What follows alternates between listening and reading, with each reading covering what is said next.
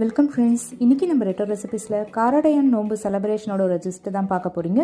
இதில் வெள்ளை அடையும் காரடையும் படுற ரெசிபீஸ் மட்டும் ஷேர் பண்ணியிருக்கேன். இப்போ ஒரு மண் வாணலியில் கொஞ்சமாக தண்ணியை சேர்த்து அதில் ஊற வச்ச காராமணியை சேர்த்துருக்கேன். உங்களுக்கு வெள்ளை காராமணியில் தட்டைப்பயிறு தான் இருந்ததுன்னா அதையும் சேர்த்துக்கோங்க. முக்கால்வாசி வெந்ததுக்கப்புறமா ஒரு வாணலியில் 1 டீஸ்பூன் நெய் சேர்க்குறேன். அதில் துருவின தேங்காய் 1 டீஸ்பூன் சேர்த்துருக்கேன்.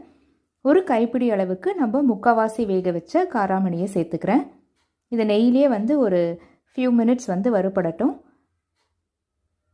2 கப் அளவுக்கு தண்ணியை சேர்த்துருக்கேன். இதில்